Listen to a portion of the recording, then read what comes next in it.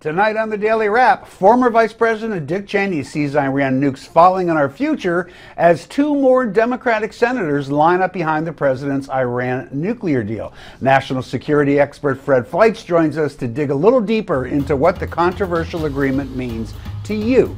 Then, the Donald goes all Willie Horton on Jeb Bush as he posts a negative campaign video that's sure to do some damage. Who's Willie Horton, you ask? You'll want to stay tuned if you want to find out that answer.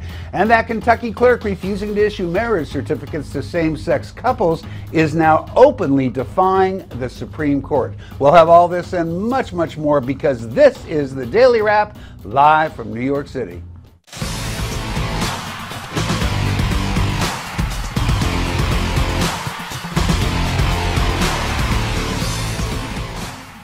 And welcome to tonight's show, everybody. I'm Rick Unger, and my co-host Joe Concha has the day off. But joining us tonight is the assistant online editor for Commentary Magazine, Noah Rothman. Hello, Noah. How you doing? Nice to have you back. My pleasure. Thank you for having me. And to his right, you know him, you love him. He's the editor of thewisdomdaily.com. Say hello to Brad Hirschfield, who's here. So if we're all ready, gentlemen, let's get right to the Daily Download.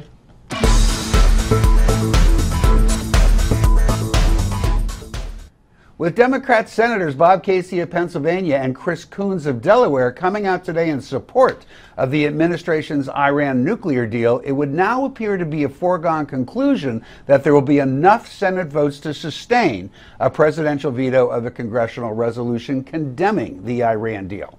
However, there remains no shortage of experts who continue to insist that the deal is a dangerous one and should not be allowed.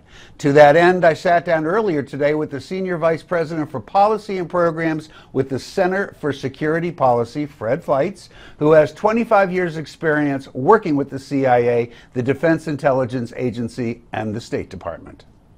Fred, thanks so much for joining us today. I know you are on your way to what promises to be a pretty interesting protest rally. Why don't you tell us what you're up to tonight? Well, it's going to be a large rally outside the offices of Senator Kirsten Gillibrand. For those of you who live in New York, this is 783rd between 49th and 3rd. It's a rally to convince Senator Gillibrand to vote against this terrible agreement on Iran, the nuclear agreement on Iran. Well, I know you've written a great deal about the agreement with Iran, and I know that you certainly are not in favor of the agreement. You wrote a very interesting piece today where you talk a great deal about the secret deals. My first question to you is, we're aware of this one that we've been hearing about. Are there more that we know exist? Well, there's supposedly two secret side deals to the Iran deal.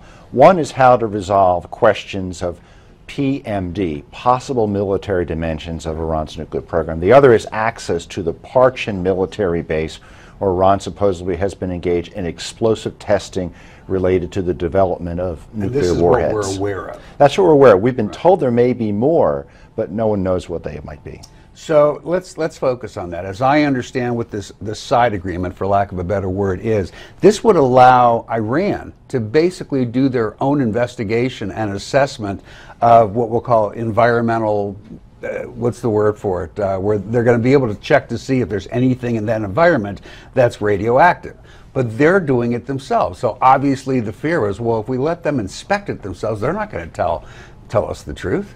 Well, to be precise, Iran is not doing the investigation. Iran is collecting the samples supposedly under the supervision by remote cameras of the IAEA. So the IAEA theoretically should be able to watch what they're doing as they collect those samples. That's what they're saying. Iran will provide photos of sites where supposedly they were engaged in nuclear activities, and Iran will, the IAEA will pick out locations within those photographs where samples should be selected. Look, I've done arms control for a long time for the CIA and the State Department.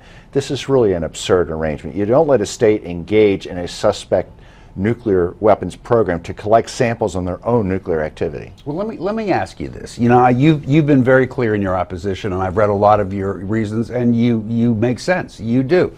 What do you say to those who first say that we're better off with this deal, A, because if we do ever have to go to war with Iran, this will actually put us in a position to know the bombing sites that we'd want to focus on? I don't think we're going to learn very much from this process, which will wrap up by December of this year. There's going to be very limited access to suspect and military facilities. I don't think there will be any access to military facilities. And I agree with Senator Robert Menendez, who said that this will actually increase Iran's capability to make nuclear weapons fuel through the duration of the deal. That's why he said he's not going along with this deal, because he does not want his name to be on an Iranian nuclear weapon. Yeah, no, I understand he said that. Now, let's turn to the politics a little bit. We don't have a lot of time tonight, unfortunately. At this point, it looks like the president will probably at least have enough supporters in the Senate that were he to have to veto the resolutions coming out, he would probably succeed. Do you agree? Well, there's a debate right now whether the president will get enough support where he would get a veto-proof majority or a filibuster-proof majority. Right. And I think we're right now looking at we're hoping he will not get a filibuster-proof majority. But what's really alarming is that the Democrats are thinking of blocking a vote in the Senate on this with a filibuster, which I think is really reprehensible. Put it to a vote so all Americans know where members of the Senate stand on this.